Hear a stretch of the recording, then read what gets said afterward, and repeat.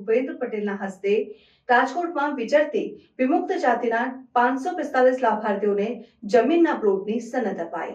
મુખ્યમંત્રી ભૂપેન્દ્ર પટેલના વરદ હસ્તે રાજકોટમાં વિચરતી વિમુક્ત જાતિના તથા ગામ તળના પ્લોટના 545 જેટલા લાભાર્થીઓને રહેણાંક હેતુ માટે જમીનની સનદ આપવામાં આવી હતી। આ સાથે પંડિત દીનદયાળ આવાસ યોજનાના લાભાર્થીઓને હુકમો તેમજ નેશનલ લાઇવલીહુડ મિશન હેઠળ તાલીમ પછી રોજગારી મેળવનારા યુવાનોને નિમણૂક પત્ર પણ એનાયત કરવામાં આવ્યા હતા।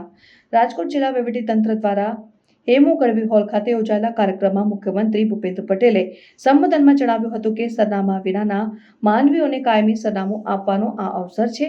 જેમને કોઈ પૂછતું નથી એમને આપણા વડાપ્રધાન નરેન્દ્રભાઈ મોદી પૂછે છે અને તેમના સંકલ્પ મુજબ રાજ્ય સરકારે વિચરતી વિમુક્ત જાતિના આવાસ વિહોણા લોકોને પ્લોટ, મકાન અને તમામ સુવિધા આપવા અભિયાન શરૂ કર્યું છે।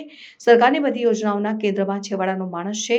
મુખ્યમંત્રીએ કહ્યું હતું કે દરેકના માથે છત હોય તેવા નિર્ધાર સાથે શરૂ કરાયેલા અભિયાન અંતર્ગત રાજકોટ જિલ્લાના 6 તાલુકાના 500 થી વધુ પરિવારોને જમીનની નિઃશુલ્ક સનદ અપાઈ રહી છે, જેનાથી આ પરિવારના આશરે 2100 જેટલા લોકોને પ્લોટ મળતા તેઓ પોતાનું મકાન બનાવી શકશે।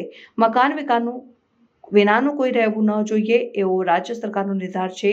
શિક્ષણને જ તમામ પ્રશ્નોનું સમાધાન ગણાવતા મુખ્યમંત્રીએ ઉપસ્થિત સૌને ભારપૂર્વક આગ્રહ કરતા જણાવ્યું કે હવે તમને પ્લોટ અને મકાન માટે સહાય મળી રહી છે, ત્યારે તમારા દીકરા દીકરીઓને અચૂક ભણાવજો।